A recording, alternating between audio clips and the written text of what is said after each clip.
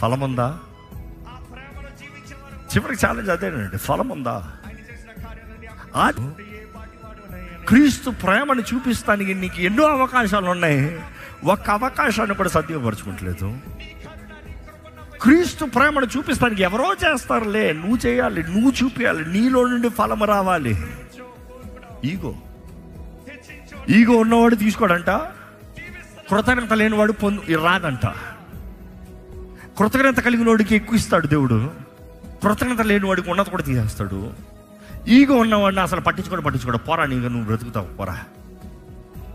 మనుషుడు చూడండి, స్వార్థము చెడు ఫలంతో నిలబడుతున్నాడు, ఆత్మ ఫలము కనబడతలేదు. దేవుని ప్రేమను కనబరచమంటే కూడా ఇంకా శరీర క్రియలను ముమ్మరంగా ఉన్నావు. I'm challenging you.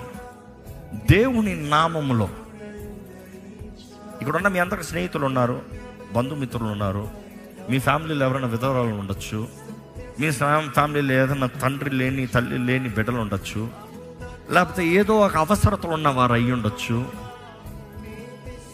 దేవుని నామంలో ప్రార్థన చేసి, వారి నిమిత్తమై ప్రార్థన చేసి వారికి ఒక సహాయం మీరు చేయండి. చేస్తారా? దేవుడు కూడా మనం చిగురించాలని ఆ ప్రాసెస్లో పైన చెక్కుతాడట. చెక్కినప్పుడు ఎందుకు చెప్తున్నాడంటే, ఫలించేవాడు ఇంకా బాగా ఫలించాలని, ఎదిగేవాడు ఇంకా బాగా ఎదగాలని. ఆ చెక్కుతామన్న ప్రాసెస్ చాలా కష్టమైంది ఒక విశ్వాసికి. ఆ సమయం అనిపిస్తుంది, దేవుడు నన్ను విడిచిపెట్టేశాడా అని. నీవు క్షమించి చూడు, దేవుడు న్యాయం జరిగిస్తాడు. It's the fruit of the spirit. నా క్యారెక్టర్ సరిగా ఉందా? అర్థము దేవుని వాక్యం. Look at yourself. Correct చేసుకో. Prepare your mind as for it. ఒప్పుకో, దేవుడి సన్నిధిలో ఒప్పుకో.